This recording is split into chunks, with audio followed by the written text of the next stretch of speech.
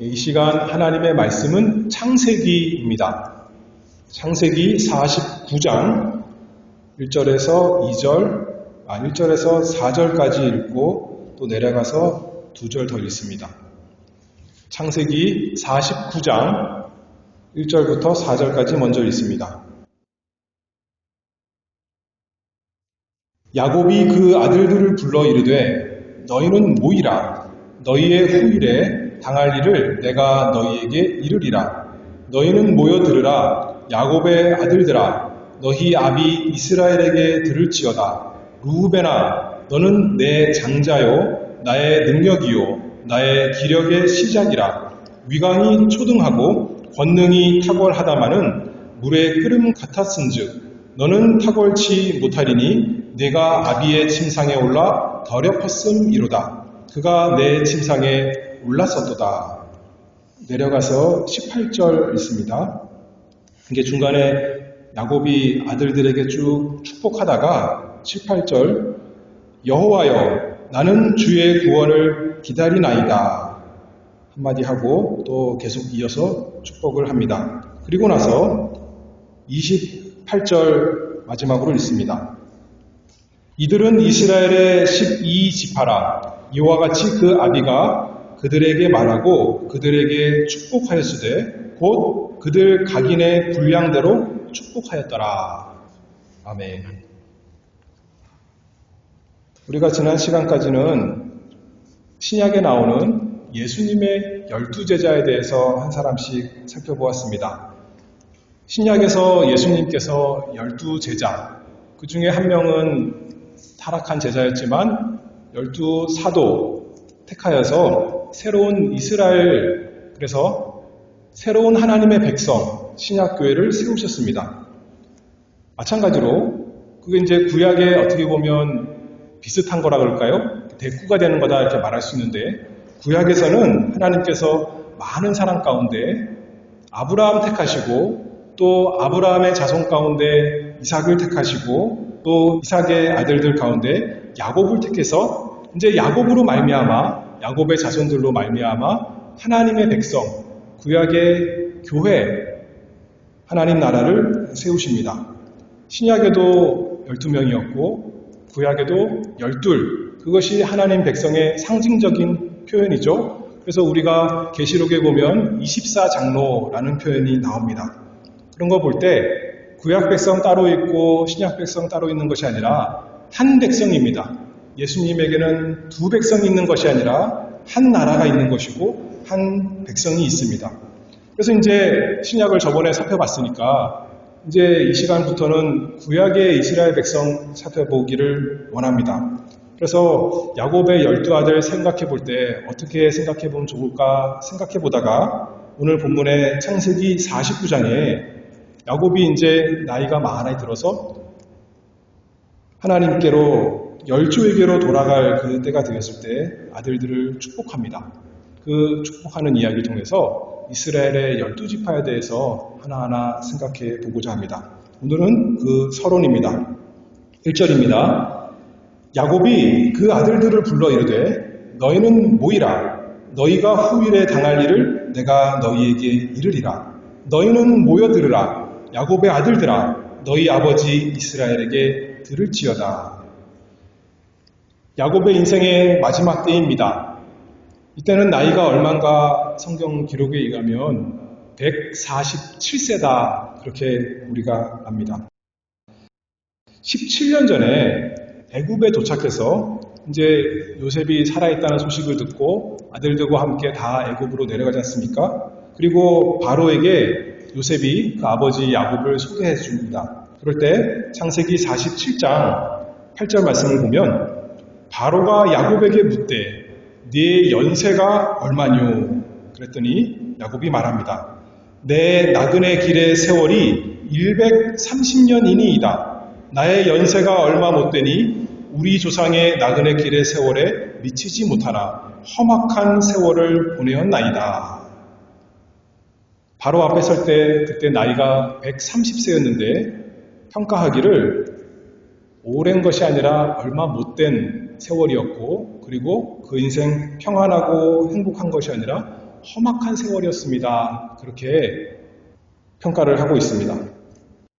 우리가 너무나 잘 알지 않습니까? 야곱은 어려서부터 아주 어린 건 아니겠지만 그래도 130년 인생을 기준으로 했을 때 그 초반에 형 에서로부터 도망하여서 방랑자가 되었습니다. 그래서 가정을 이뤘는데 가정 생활도 원만치가 못했습니다. 아내는 둘이 있었고 첩은 둘이 있었고 또 아들들은 12은 낳았지만 그 많은 아들들이 형들이 자기가 제일 사랑하는 아들 요셉을 팔아넘기고 자기를 속이고 야곱도 스스로 죄를 많이 지은 사람이었고 그 아들도 마찬가지였습니다. 그리고 이제 고향으로 돌아오는 길에 납복강에서 하나님의 사자와 씨름할 때 환도뼈에 맞아서 이제 절게 되었죠. 엉덩이 뼈인지 넓적다리인지 고관절인지 그 부위가 이제 맞아서 그때부터 이제는 계속 쩔뚝쩔뚝하는 인생이 되었습니다.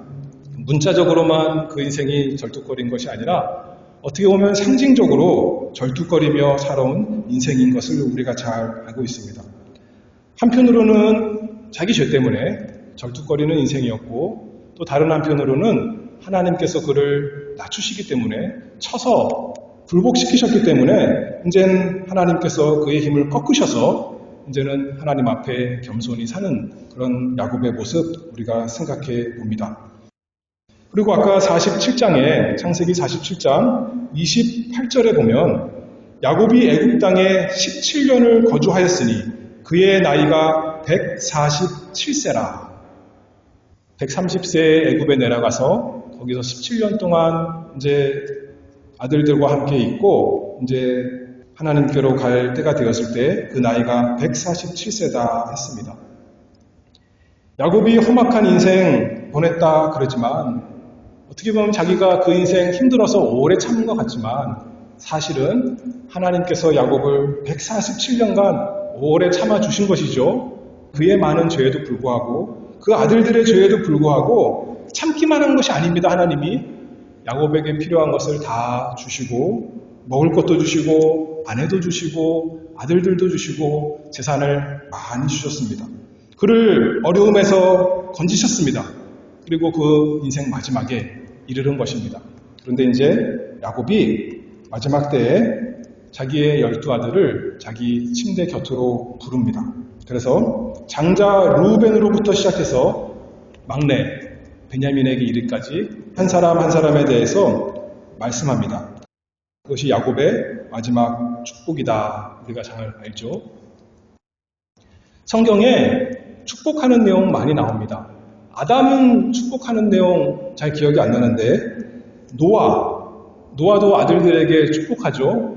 두 아들에게는 축복하고 한 아들에게는 축복이 아니라 저주를 하는데 그리고 또 이삭도 축복을 해요. 그렇죠? 야곱과 에서는 그게 축복일지요. 하여튼 그렇게 말을 하지만 이삭이 물론 나이 많이 들어서 이제 죽을 날을 바라보고 축복한 것이지만 이 야곱처럼 정말 마지막 순간에 자신의 아들들에게 축복하는 것은 참 흔치가 않습니다. 우리가 일상생활에서도 이 세상에서도 또 믿는 세계에서도 아버지가 자녀들에게 또 우리는 목사님이 또 교인들에게 또 장로님이 또 교인들에게 또는 서로도 우리가 축복을 합니다. 복을 빌어줍니다. 그런데 단순히 우리의 소원을 가지고 빌어주는 것이 아니라 이 야곱의 축복은 일반적인 축복과 다릅니다. 그냥 유언과도 다릅니다. 왜냐하면 성경에 기록된 것이고 하나님의 예언의 말씀입니다. 하나님께서 야곱을 통해서 그 아들들에게 축복하시고 또 앞으로 어떻게 될 것인가 예언을 하십니다. 그냥 그들이 어떻게 살 것인가가 아니라 하나님 백성의 구원에 관해서 우리 신약적인 표현으로 말하면 예수 그리스도의 구원에 대해서 구약적인 표현으로 여기 야곱이 아들들에게 축복하는데 오늘부터 이제 그것을 살펴보는 거죠. 먼저 2절을 읽어보겠습니다. 야곱이 아들들에게 말을 이렇게 시작합니다. 너희는 모여들으라. 야곱의 아들들아. 너희 아비 이스라엘에게 들을지어다. 첫 번째로 생각해 볼 것은 야곱의 증거, 자기의 삶의 증거에 대해서 조금 표현을 통해서 우리가 생각해 보고자 합니다. 삶의 비밀이라 그럴까요? 그동안 살아온 비결이라 그럴까요? 여기에 나타나 있습니다. 제가 무엇에 주목하고 싶으냐면 두 가지를 말합니다. 너희는 모여들으라 라고 말하면서 야곱의 아들들아, 첫 번째로 그렇게 말하고 두 번째로는 너희 아비 이스라엘에게 들을지어다 이렇게 말하는 거죠. 야곱에게는 이름이 두 개가 있습니다. 하나는 태어나면서 생긴 이름 야곱이 있었고, 그리고 두 번째 이름은 이스라엘, 야복강 강변에서 브니엘에서 하나님께 받은 새로운 이름 이스라엘. 먼저 야곱이다 그렇게 지칭한 거예요. 그리고 자신의 아들을 야곱의 아들들아 라고 불렀습니다. 무슨 말이냐면, 어떻게 생각해 볼 수 있냐면, 하나님께서 그에게 이스라엘이라는 새로운 이름을 주셨지만 또 한편으로는 자기는 여전히 야곱입니다 라고 아들들에게 그렇게 고백하는 내용입니다. 우리가 잘 아는 어떤 유명한 신학자가 말하기를, 구원받았지만 우리가 한편으로는 성도지만, 성인, 성자지만, 영어로 하면 saint지만, 또 다른 한편으로는 여전히 sinner, 죄인이다. 그것처럼 야곱도 그렇게 고백하는 거예요. 하나님께서 나에게 새 이름 이스라엘이라 주셨지만 여전히 내 속에 야곱이 있습니다. 그리고 너희는 그 야곱의 아들들이다. 그렇게 얘기하는 거죠. 야곱이 무슨 뜻인가요?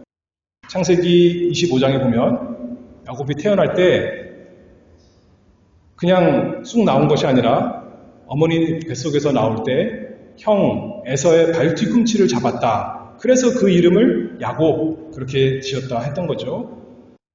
할 수만 있으면 자기 손으로 잡아서라도 자기가 원하는 것을 얻고자 하는 그 욕심 많은 사람, 그 사람이 바로 야곱입니다 하는 것이죠. 약탈자요, 착취자요, 무엇을 얻고자 해서 어떤 계략이라도 다 세우는 책략가요, 남을 속이는, 남만 속이는 것이 아니라 아버지도 속이는 그 사기꾼입니다. 그러나 그런 술수와 속임수가 그 야곱을 진정으로 행복하게 해주지 못했습니다. 오히려 자기가 술수를 쓸수록, 속임수를 쓸수록, 계략을 베풀수록 사랑하는 사람들 사이에 긴장이 더 생기고 악한 마음이 생길 뿐이었습니다. 그래서 야곱이 아들들에게 고백하는 겁니다. 내 이름은 야곱이었다. 너희는 그 나의 아들이다. 이렇게 말하는 거죠. 근데 그것만 있는 것이 아닙니다. 너희 아비 이스라엘에게 들을지어다. 아까 태어날 때는 야곱이라는 이름을 가졌지만, 그리고 그 인생 참 이름에 걸맞게 야곱으로 살았지만 하나님께서 창세기 32장에 보면 새 이름 주셨습니다. 근데 그때도 그래요. 야곱이 그 씨름하는 상대 이기려고, 앉으려고, 복받기 위해서 그렇게 상대를 넘어뜨리려고 했던 야곱이었습니다. 그러나 그때 하나님께서 그를 치셔서 넘어뜨리셨습니다. 그의 성질, 그의 교만, 그의 욕심, 그의 생각, 그의 계획으로부터 넘어뜨리셨습니다. 그리고 그에게 이름을 주셨습니다. 너는 이제부터 야곱이라 그러지 말고 이스라엘이라 그러라. 이렇게 말씀하셨죠. 그래서 창세기 32장 26절에 보면 그 사람이 가로되 날이 세려하니 나로 가게 하라. 야곱이 가로되 당신이 내게 축복하지 아니하면 가게 하지 아니하겠나이다. 하나님께서, 하나님의 사자가 야곱을 쓰러뜨린데도 불구하고 여전히 붙잡고 있는 거예요. 나에게 복 주지 않으면 보내지 않겠습니다. 그 사람이 그에게 이르되 네 이름이 무엇이냐? 그가 가로되 야곱이니이다. 말 그대로죠. 나는 붙잡아서 다 가지려는 사람입니다. 그 사람이 가로되 네 이름을 다시는 야곱이라 부를 것이 아니요 이스라엘이라 부를 것이니 이는 내가 하나님과 사람으로 더불어 겨루어 이겼음이니라. 그의 옛 이름, 옛 본성은 야곱이지만 그에게는 하나님께서 새 이름을 주셨습니다. 그가 뭘 잘해서 주신 것이 아니에요. 자기가 마음이 깨끗해지니까 이제 한 40년은, 80년은 엉망진창으로 살았지만 한 40년 동안은 참 착하게 잘 살고 나니까 그래, 너는 이제 이스라엘이야. 그게 아니에요. 이 순간까지 어떻게 하면 자기가 복받을 수 있을까 붙들고 있었는데 하나님께서 그를 쓰러뜨리시고 나서 너는 이스라엘이라 그렇게 불러주신 것입니다. 그 이름, 은혜로운 이름, 하나님께서 주권적으로 은혜롭게 값없이 주신 이름, 그 이름, 너희 아비 이스라엘에게 들을지어다. 나는 죄인이었지만 여전히 내가 죄가 많지만 하나님께서 나를 은혜롭게 이스라엘로 바꿔주셨다. 그 이스라엘의 말을 들을지어다. 이렇게 말씀하고 있습니다. 고린도전서 15장 10절 말씀을 보면 그러나 나의 나된 것은 하나님의 은혜로 된 것이니 이 고백하는 것 아니겠습니까? 사도 바울이 말한 것처럼 야곱도 구약에서 내가 이스라엘 된 것은 하나님의 은혜입니다. 나는 이스라엘입니다. 내 업적으로 내 공로로 내가 이스라엘이 됐습니다가 아니라 하나님의 은혜입니다. 내가 지금까지 산 것이 지금까지 여기까지 온 것이 하나님의 은혜입니다. 너희 아비 이스라엘에게 들을지어다. 욕심받은 야곱의 말을 들을지어다. 그것이 아니라 은혜 받은 너희 아비 이스라엘에게 들을지어다. 그렇게 말씀하고 있습니다. 그래서 이제 야곱의 순례가 마칠 무렵 이제는 그에게 하나님의 은혜가 풍성히 남아 있습니다. 하나님의 은혜로 야곱에서 이스라엘로 바뀐 이 사람이, 이 족장이 하나님을 예배합니다. 죄가 다 없어졌다는 게 아니에요. 여전히 야곱이 있습니다. 그 속에 그 모든 죄와 죄악에도 불구하고 하나님의 은혜가 풍성한 것을 알기에 고백하는 거죠. 그래서 이게 이제 3절부터 쭉 27절까지 축복을 하는데, 아들들에게 축복하는데 그 중간에 아까 우리가 18절 읽었습니다. 다시 한번 읽어볼까요? 갑자기 7 아들 축복하고 나서 5 아들 남았는데 중간에 18절에 이렇게 말합니다. 여호와여, 나는 주의 구원을 기다리나이다. 예전에는 어땠다는 거예요? 자기 손의 노력으로 자기가 원하는 욕심대로 그것을 다 얻으려고 애를 썼지만 이제는 나는 그것이 되는 것이 아니라 여호와여, 나는 주의 구원을 기다리나이다. 구원이 하나님께로부터 오는 줄 알고 그 구원을 간절히 사모하고 고대하는 사람이 되었습니다. 단순히 하나님께만 얘기하는 것이 아니라 지금 뭐 하는 거예요? 아들들 다 불러 모아놓고 고백하는 겁니다. 자기 신앙을 고백하는 거예요. 그렇죠? 나는 여태까지 야곱으로 살았지만 하나님의 은혜로 이스라엘이 되었고 이제는 하나님의 구원만 기다리는 사람이다. 너희도 그 복이 있기를 바란다 하는 말씀 아니겠습니까? 하나님 앞에 엎드려 경배하면서 하나님 아래 순복하는, 자기 자랑하는 것이 아니라 내가 그동안 어떻게 살았는데, 얼마나 대단하게 살았는데 하는 것이 아니라 여호와의 구원을 간절히 고대하며 마지막 인생을 이렇게 마감하고 있습니다. 그리고 이제 아들들에게 축복하는 거죠. 자신에 대해서, 자신의 인생을 말해주는 것이 아니라 아들들의 미래에 대해서 하나님의 말씀으로, 단순히 아들들의 미래가 아니라 온 하나님의 백성의 그 구원에 대해서 예수 그리스도에 대한 말씀, 예언으로 하나님의 영의 감동을 받아서 우리에게 이렇게 알려주십니다. 1절 읽어봅니다. 야곱이 그 아들들을 불러 이르되 너희는 모이라. 너희의 후일에 당할 일을 내가 너희에게 이르리라. 그 예언의 말씀이죠. 그냥 자기가 소원하는 대로라면 아들 하나하나 생각하면서 너는 이렇게 잘 되고 너는 이렇게 잘 되고 다 복 주고 싶을 겁니다. 우리도 그렇잖아요. 그런데 하나님의 예언의 말씀, 그 각각 그 지파가 어떻게 될 것인가, 하나님께서 그들을 통해 어떤 구원을 베푸시는가, 그것에 대해서 이렇게 예언해 주는 거죠. 그 앞에 아들들이 다 모였습니다. 모여서 아버지의 입술, 한편으로는 야곱의 입술, 그러나 다른 한편으로는 이스라엘의 입술, 단순히 우리 아버지가 아니라 이스라엘의 족장, 하나님 백성의 그 조상으로서, 지금 선지자로서, 제사장으로서, 왕으로서 하나님 백성에게 복 주시는 말씀을 하나님의 백성의 대표로서 그 12아들이 그 앞에 다 모여 듣는 것입니다. 그리고 오늘 마지막 28절 읽어보겠습니다. 이제 각각 한 명 한 명에게 축복을 다 하고 나서 28절입니다. 이들은 이스라엘의 12지파라. 이와 같이 그 아비가 그들에게 말하고 그들에게 축복하였으되 곧 그들 각인의 분량대로 축복하였더라. 이게 보니까 한 사람 한 사람 따로따로 축복하는 겁니다. 그런데 각인의 분량대로 축복했다 말씀했습니다. 하나님께서 각자에게 주시는 복과 그 인생의 길이 다른 것, 여기서 분명히 알 수가 있죠.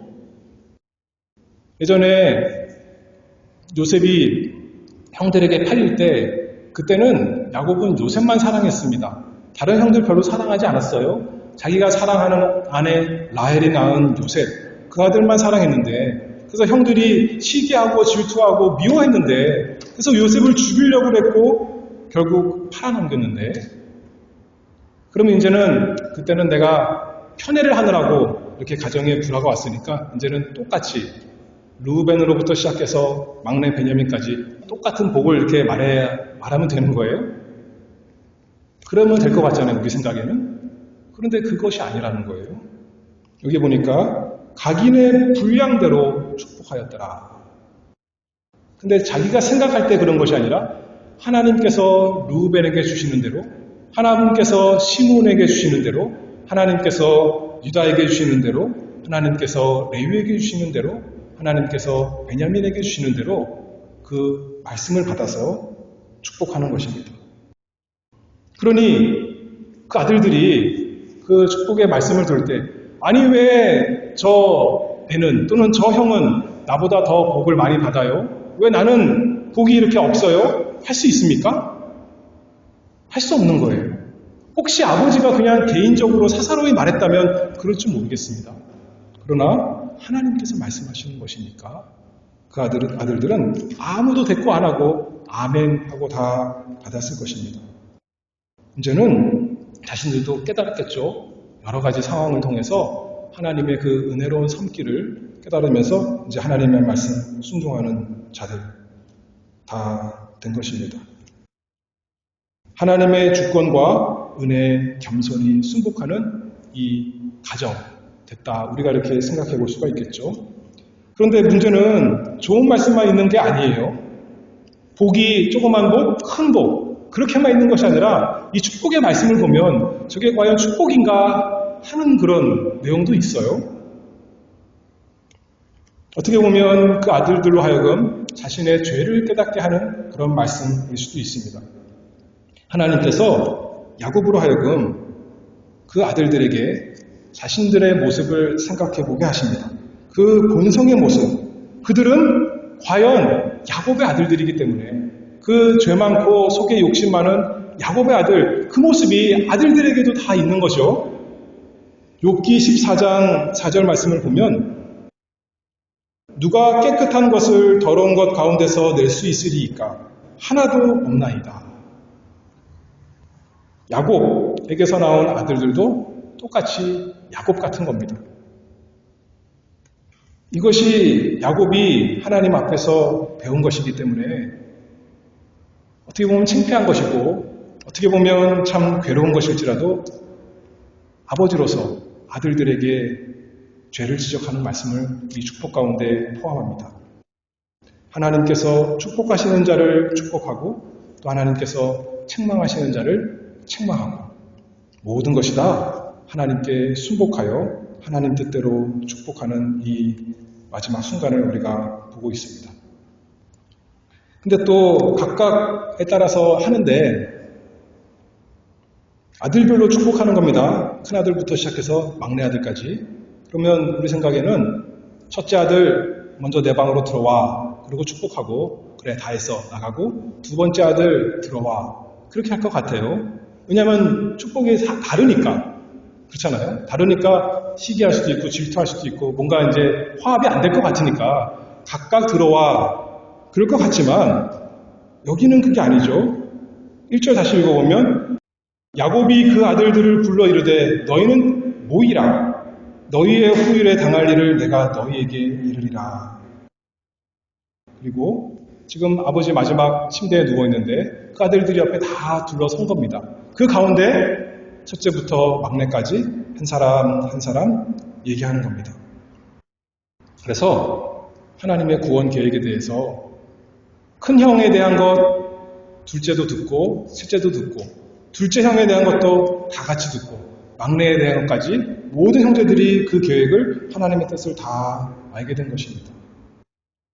그 중에 우리가 잘 아는 대로 왕이 나오는 지파는 하나밖에 없는 거예요. 왕이 돌아가면서 하는 것도 아닌데 한 지파에서만 왕이 나올 건데 유다 지파에게 하나님께서 어떻게 보면 복을 몰아주시는 건데 그럼에도 불구하고 형제들이 다 그 앞에 머리 숙여 듣는 것입니다.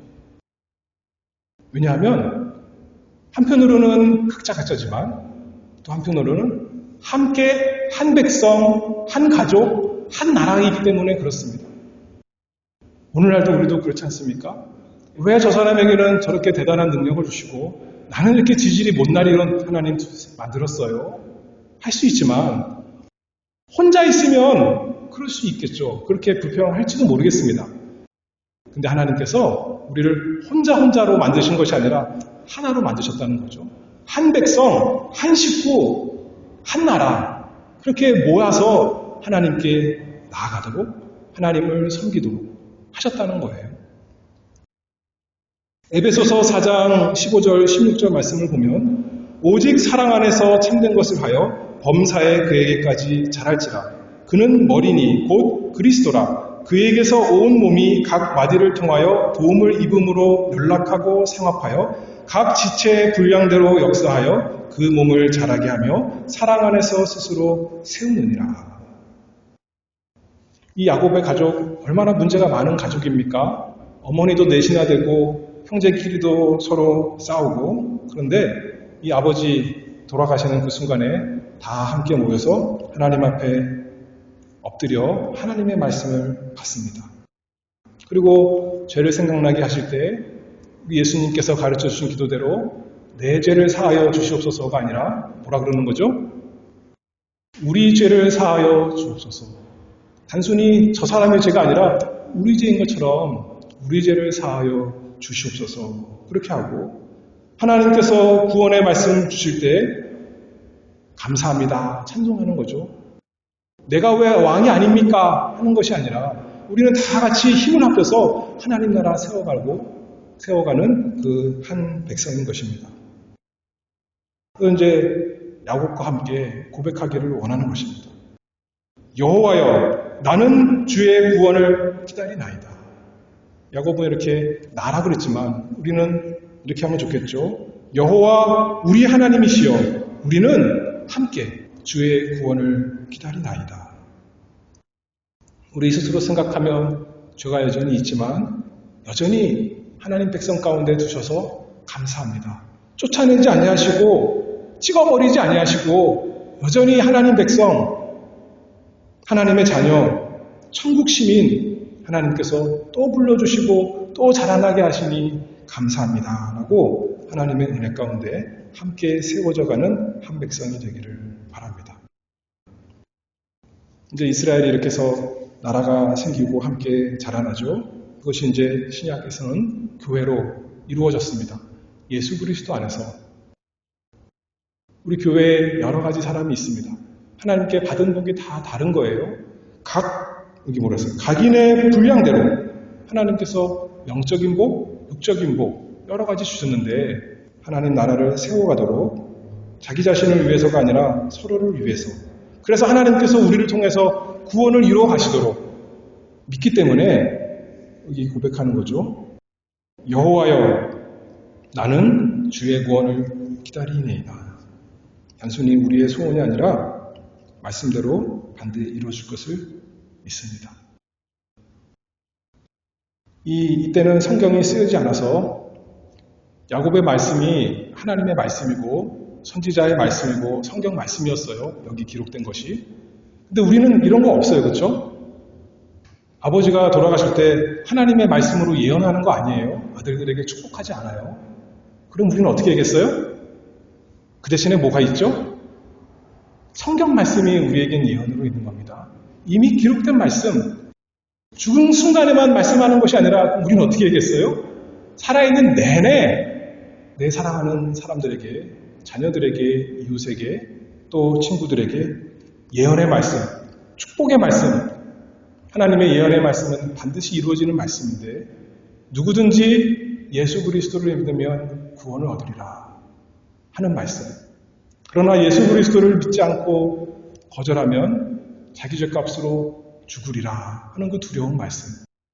하나님의 반드시 이루어지는 예언의 말씀 전하고 우리 모두에게 다 이루어지기를 바랍니다. 기도하겠습니다.